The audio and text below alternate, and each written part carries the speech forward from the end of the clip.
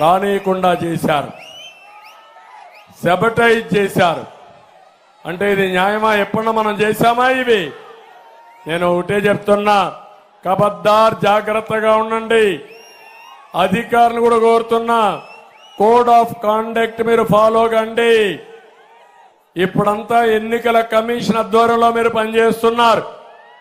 మాకు ఏ రూల్స్ అయితే వర్తిస్తాయో ఆ రూల్స్ జగన్మోహన్ రెడ్డి కూడా వర్తించాలి.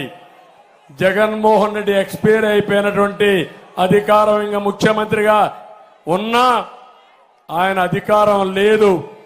డబ్బులు శాంక్షన్ చేయాలన్నా, రెగ్యులర్ గా డబ్బులు ఇవ్వాలన్నా ఎన్నికల కమిషన్ నిఘా ఉంది. ఏ ప్రాజెక్ట్ ఇవ్వడానికి కూడా వీలు లేదు, ఏ హామీ ఇవ్వడానికి కూడా వీలు లేదు. ఆయన మామారికి హామీ ఇవ్వాలి, ఎన్నికలైన తర్వాత పనులు చేయాలి తప్ప ఇప్పుడు చేయడానికి కూడా వీలు లేదని చెప్పి కూడా నేను మీకు తెలియజేస్తున్నా. ఇవన్నీ చూసిన తర్వాత చిల్లర రాజకీయాలు చేసేవాళ్ళు కొట్టుకొని పోతారు. ఎప్పుడు కూడా నేను చరిత్రలో చూసా, అహంకారం పనికిరాదు. ఒక్క విషయం చెప్తున్నా మీకు, కోనసీమలో చిరంజీవికి జగన్మోహన్ రెడ్డికి కంపారిజన్ ఉందా తమ్ముళ్ళు? కంపారిజన్ ఉందా అని అడుగుతున్నా మిమ్మల్ని, ఉందా అని అడుగుతున్నా. చిరంజీవి కొన్ని సంవత్సరాలుగా చిత్రసీమలో రారాజుగా వెలిగినటువంటి వ్యక్తి.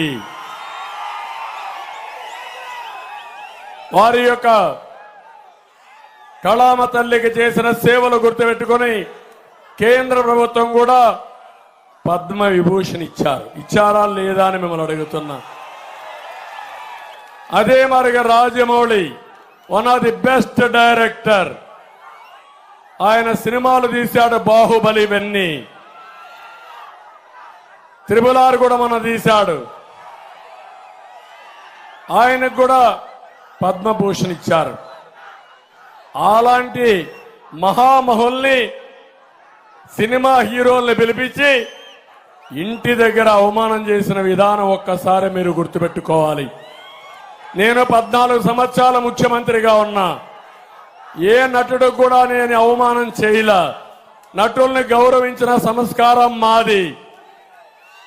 పవన్ కళ్యాణ్ గారి సినిమాలు వస్తే కనీసం సినిమాల్లో ఆడడానికి రేట్లు కూడా ఇవ్వని దుర్మార్గుడు ఈ జగన్మోహన్ రెడ్డి. అంటే మనమందరం ఆయనకు